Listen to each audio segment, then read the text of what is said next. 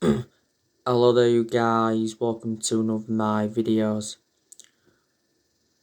So, there's three areas where Manchester United need to strengthen up. I think we need a striker, we need a midfielder, and we also need a centre-half. Now, there has been a lot of players on our agenda. Just going to give you some latest news on Erling Haaland.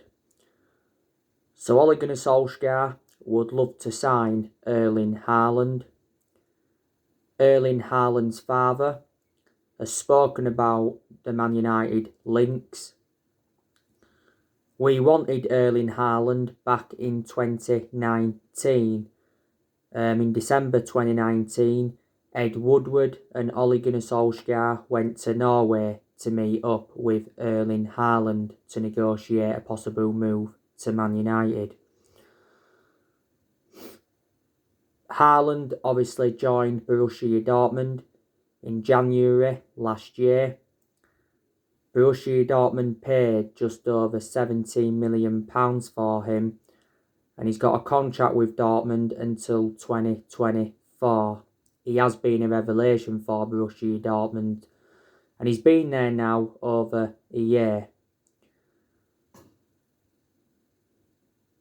The Athletic have recently said that Chelsea are looking to get him early. City have also been in for him. I think he actually mentioned that he wants to go to Real Madrid. But a journalist has said that it's unlikely he'll leave in the summer. In 2022, Haaland will be available for £68 million because that's when his release clause does become active.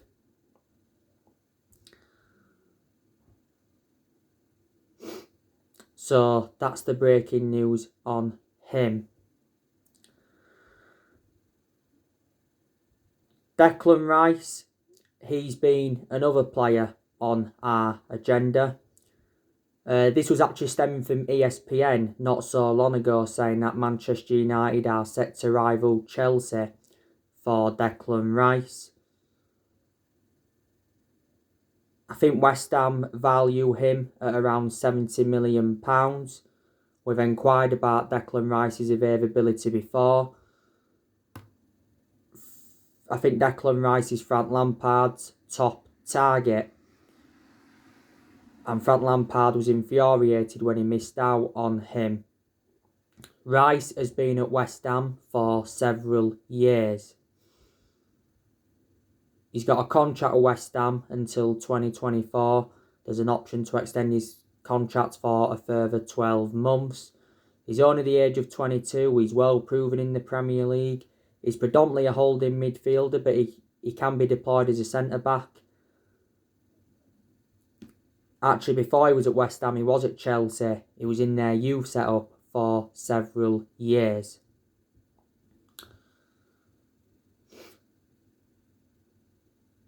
Sergio Ramos, now he's recently been on our agenda.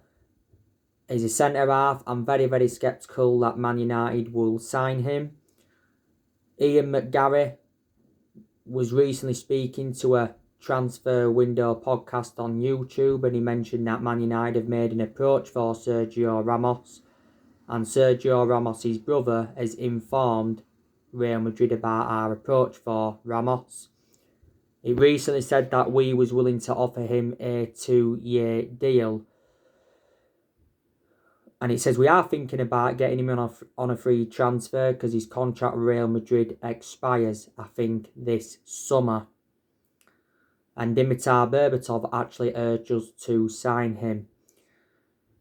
Ramos has been at Real Madrid for around 16 years, so he has been a long servant. He's made over 600 appearances in all competitions, and I think he scored around 100 goals. He joined Real Madrid back in 2005. Real Madrid paid around €27 million for him from Sevilla. But he is the age of 34. So he ain't got really that long left in him. You know the news on David Alaba, like I mentioned yesterday. His transfer to Man United is possible. But I'm very sceptical that we'll get him in. Now, reports from Germany said that Man United and Chelsea have made good offers for him. The Bayern Munich boss admits that David Alaba will be leaving. He is available on a free in the summer. Sky sources recently said that a decision has not yet been made over his future. The Guardian and that recently said that David Alaba has agreed to join Real Madrid on a 4-year contract this summer. And Fabrizio Romano said he will join Real Madrid, but actually David Alaba's father denied it and said there has been no agreement in place with Real Madrid. He did actually say towards the end of last year that we made a formal offer for the player. David Alaba has been at Bayern Munich for 13 years. He's made over 400 appearances for them in all competitions and he's won around 20 major honours. He did have a loan spell with Hoffenheim, and before he was at Bayern Munich he was at Austria Vienna. He is the age of 28, so he's highly experienced. Predominantly a left back and a centre half, but before he's been deployed as a central midfielder. He's been deployed as a left winger and a right winger. So if he did come to the Premier League, Alaba, do you think he would exceed expectations? He probably would. He'd replicate, what he's done in, the years he's been with Bayern Munich. Dayot Upamecano, he's another player that we've been linked with. Don't forget he's available for around £39 million at the end of the season, because that's when his release clause does become active. Bayern Munich are obviously still trying to get him. Liverpool have obviously been interested in him. Dayot Upamecano said a while ago that he will be leaving RB Leipzig this summer. Oliver Mitzlaff, the RB Leipzig CEO, said quite a few weeks ago that we will sell our top performers again if that makes financial sense. RB Leipzig know though if they was to sell him in this January window, they'd get more money for him. And you already know the news on Jadon Sancho. Like I updated you this morning, Solskjaer says signings are the long term, not a quick fix. It was earlier on in this window, he gave us an update on our January transfer plans, and he did mention that January signings are unlikely. This January transfer window is Solskjaer's 5th transfer window as Man United manager. And Ed Woodward, don't forget, has already promised that he will back Solskjaer, and like I've said, he does deserve more backing at the club, does Ollie, reflecting on the progress he's made in the last year or so. Woodward did say towards the end of last year that we will back Ole Gunnar Solskjaer with a long-term plan centred around summer transfer windows.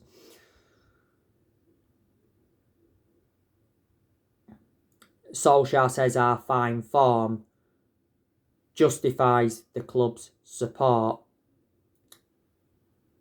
So Solskjaer now believes, the backing he's received plays a part in our good run of form.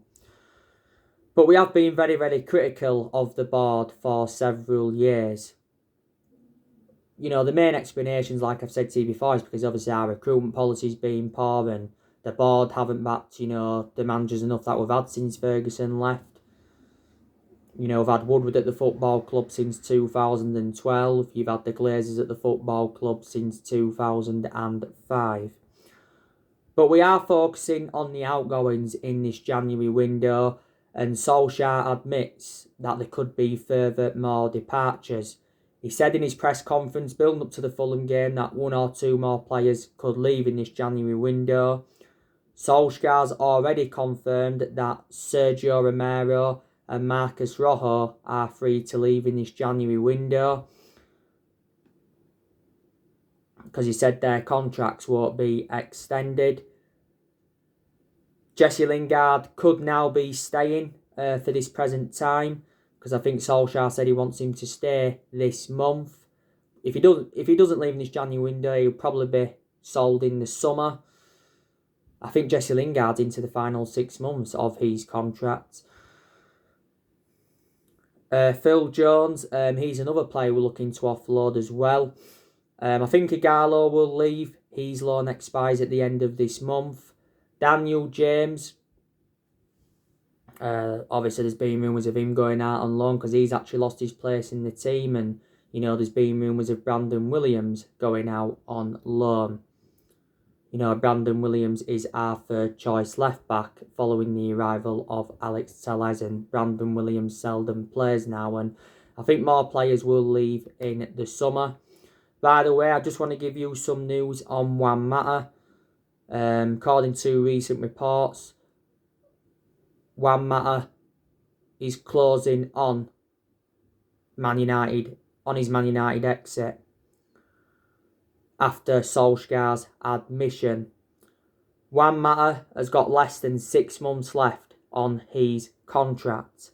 And I did say, didn't I, there's a good chance he will leave in the summer. Juan Mata's had a good career at Man United. He's been at the club now over 6 years. He's made over 200 appearances in all competitions, and he's scored 50 goals.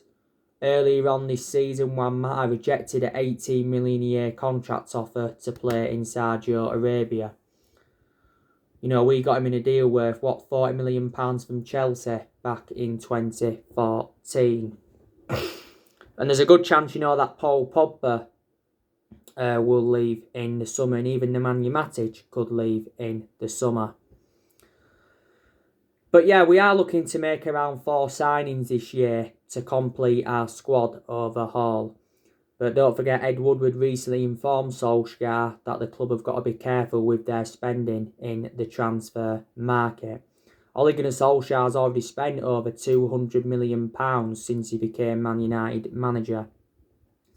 But despite our reluctance to back him, I still think he has made some good signings. Obviously, in the summer of 2019, he brought Daniel James and Wan-Bissaka and Harry Maguire in. In January last year, he brought Bruno Fernandes in and Odion Ighalo in on loan. And in the summer transfer window of last year, he brought Donny van der Beek in, Alex Telles, Edison Cavani, Facundo Pellistri and Amad Diallo Traore. And I do like the way that Solskjaer's promoted the youth. He's give the young players their opportunities. And he did say when he first taken over at Man United that everybody was going to get their chances, including the young players. And it's good that he's brought more young players in.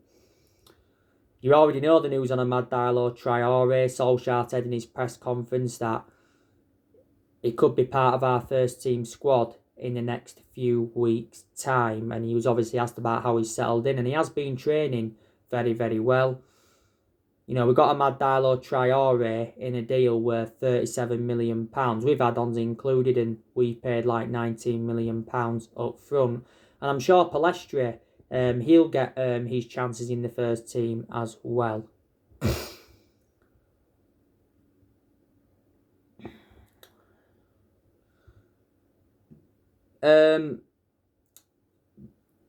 There's good players at Manchester United, and there's a lot of players we are going to keep as well. Marcus Rashford, we'll definitely keep him. I think he's the foreseeable future for Man United. Rashford has improved under the Ole Gunnar Solskjaer era. He's had some bad games though, obviously, as Marcus Rashford. Sometimes we play him out wide and sometimes we play him centrally. I think he looks more effective out wide. Sometimes we put him on the left. Sometimes as well we put him on the right, don't we? Rashford has been a United player since the age of 7. And he's been in our senior squad since 2016. And since then, he has become an integral part of our team.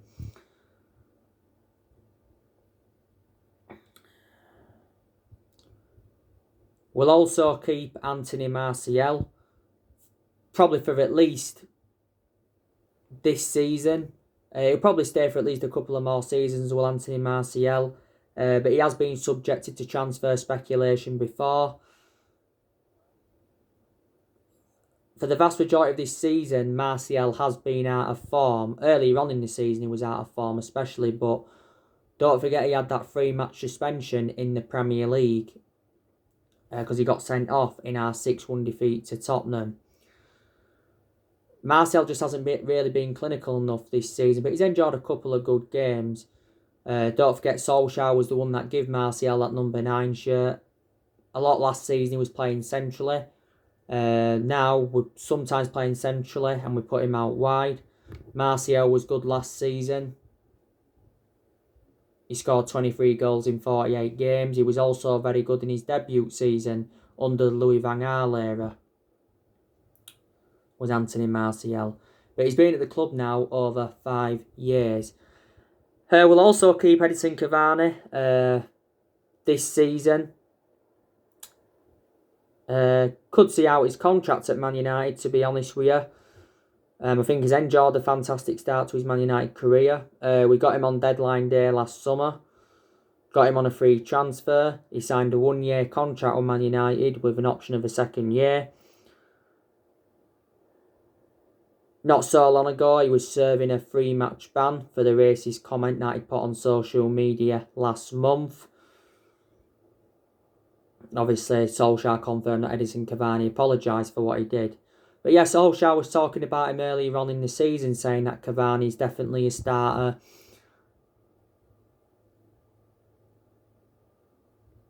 He said we're already looking to extend his contract.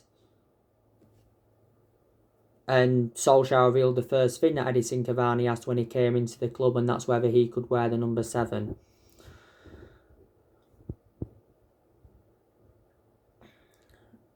We'll keep Mason Greenwood. This is his 2nd season in our senior squad. I think he's the foreseeable future for Man United. I haven't really had much of a perception on Greenwood though this season because he hasn't really played a lot. Earlier on in the season, he did have personal issues. He was out with injury, and at one point he did have illness. But Solskjaer's been defending Mason Greenwood a lot this season. We'll certainly keep Bruno Fernandes. You know, Bruno Fernandes has made the difference in the team. Fernandes is our best player, and he is the best signing we have made since the Sir Alex Ferguson era. Fernandes has been at the club now a year, or it's almost a year.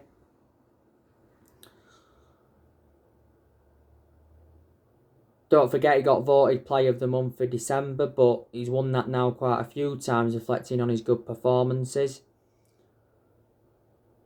In most of Bruno Fernandes' games, he's been very, very consistent. There's only been the odd couple of games where he has looked off the pace. And he's predominantly a number 10.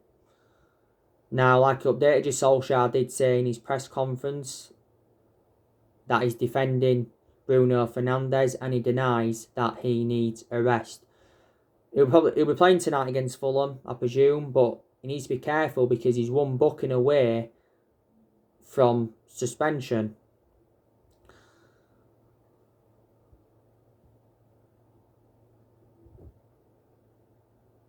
Fred will also keep him. Fred has enjoyed very, very good games this season, but he's also enjoyed a couple of bad games as well. But I think overall he has really, really improved under the Ole Gunnar Solskjaer era. You know, he's shown good attacking intent. He's broke up the play well at times. I think the thing that Fred needs to work on is his reading of his game. Fred's been at the club now a few years. We got him in a deal worth £52 million from Shakhtar Donetsk. Now, Donny van der Beek, I think we'll probably keep him at least until the summer. Don't forget, there were sources in Italy saying that Inter Milan are willing to take Donny van der Beek on loan. And it was also saying that actually Christian Eriksen could be part of the deal. Now, Donny van de Beek seldom starts in the Premier League. He's only started 2 league games so far, and that was against West Ham and Southampton. We expected him to play a lot more than he has, when he came into the club. Most of his appearances have come from the bench. Surely Van der Beek's got to get a chance tonight. Solskjaer was talking about him the other week, and he insists that Van der Beek's got a bright future at Man United, and he tips Van der Beek to emulate Fred and Lindelof by succeeding at the club. Ronald de Boer recently urged Donny van der Beek to leave to boost his chances for the Euros. And Solskjaer's being criticised by Van der Beek's agent for leaving him on the bench. And Van der Sar, the Ajax CEO, said that he spoke to people at Manchester United about Donny van der Beek, and he says Man United remain confident he will be a success at Old Trafford. And Van der Sar said he's showing fantastic attitude in training despite his lack of game time. Now, we got him in a deal worth £40 million, paid 35 million up front, and there was 5 million in add-ons. Van der Beek's got a contract with the club until 2025.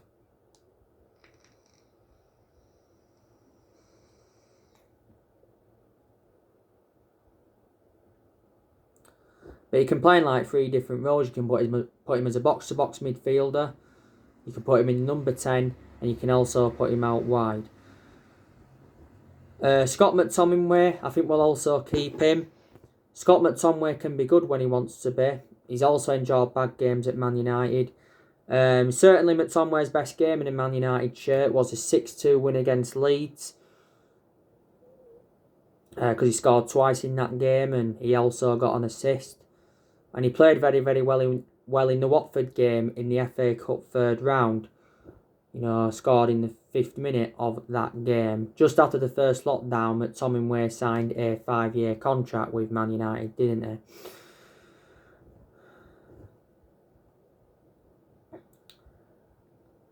I think we'll also keep Luke Shaw.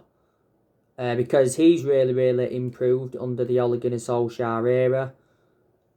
Despite the arrival of Alex Telles, Luke Shaw actually still remains our first choice left back. I actually thought Alex Telles would have been our first choice left back.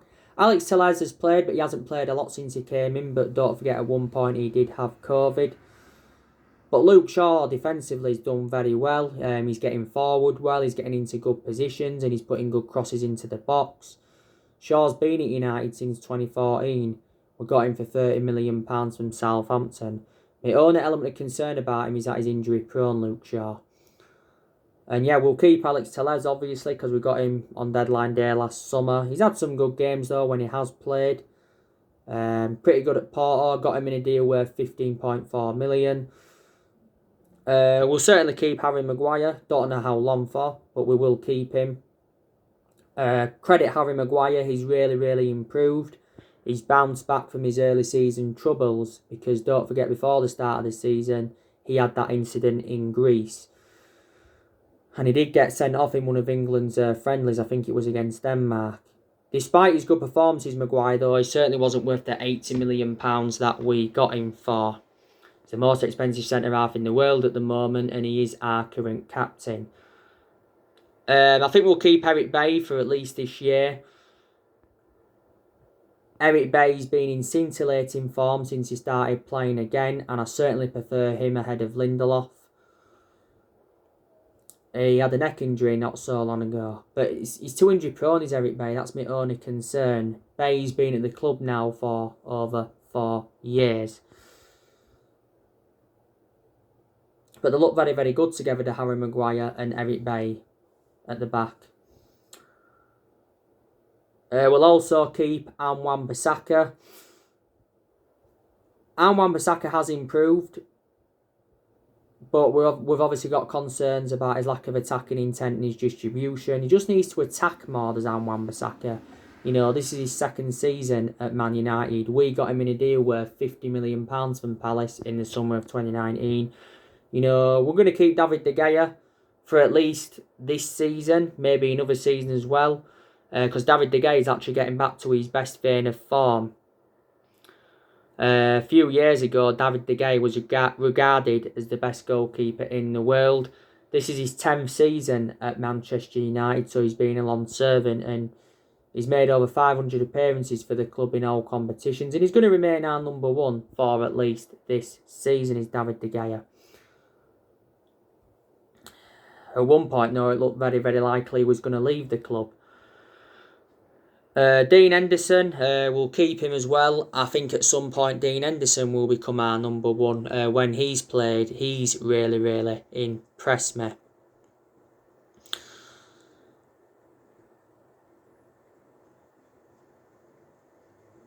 Lindelof, will probably keep him for now.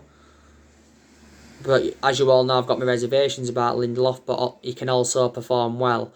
So yeah, there's a lot of players we are going to keep at the football club.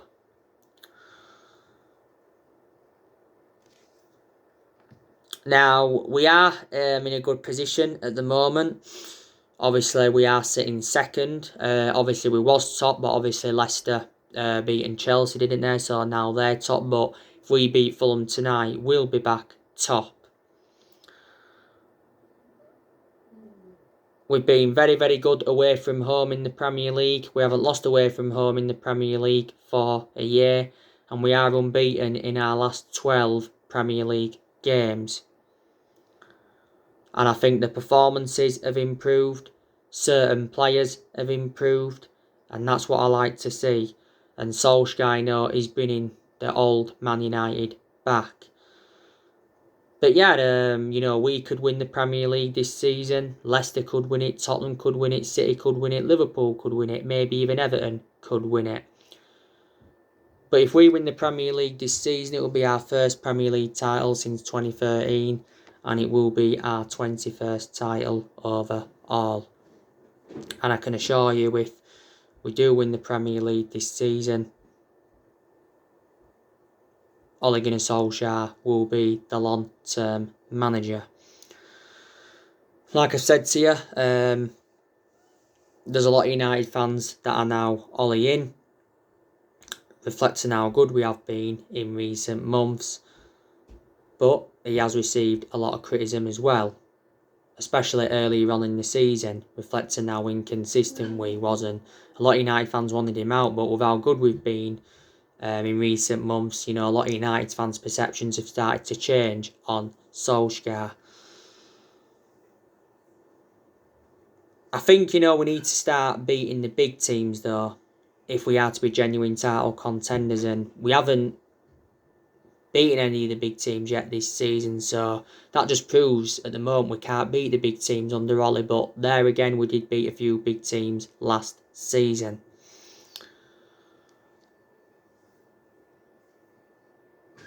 There's 3 trophies that we can pursue this season. We can win the Premier League, we can win the FA Cup, and we can also win the Europa League. Very imperative that we get our first trophy on the board under Ole. We haven't won a trophy for just over 4 years now.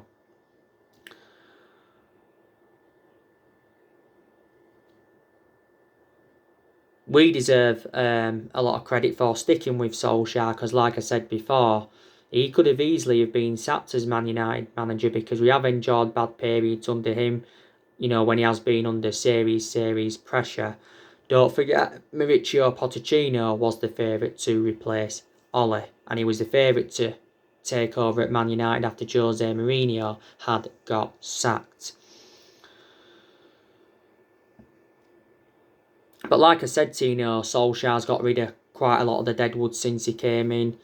He did well last season in his first full season, got us qualification for the Champions League, got us third, and he guided us to 3 semi-finals. He got us to the EFL Cup semi-final earlier on this season. We're in the FA Cup 4th round. I said to you, one of my biggest concerns about Solskjaer is his decision making, because in a lot of his games at Man United he has been very tactically naive. But there again, there's been some games where he has showed tactical flexibility. But yeah, like I said, this is Solskjaer's second full season at the club. He's been Man United manager now for over 2 years. I think, like I said, Ole Gunnar Solskjaer is on course to earn himself a new contract, reflecting on the progress he has made. We appointed Solskjaer in December 2018 to replace Mourinho, and he's been permanent Man United manager since March 2019. We're given the job permanently, reflecting on what he did in that 3-month period when he was the interim manager. But, Man United is the third club in Solskjaer's managerial career, and I'd say he's gained some managerial experience, reflecting how long he's been with us. There's probably still things he's got to learn on the job, don't get me wrong. Maybe he needs to identify his best 11. He needs to play Donny van der Beek more. Do you think Solskjaer knows his best formation? Because he has tried different formations. But yeah, he has learned some stuff on the job. And possibly Solskjaer could emulate into a top-level manager. He really, really could. But you've got to give managers time, because not every manager is going to settle in straight away. So yeah. So anyway guys, that's everything to update you today. Drop your comments, likes below on the channel. If you do, consider subscribe as always, and take care, God bless, and I'll see you all again very, very soon.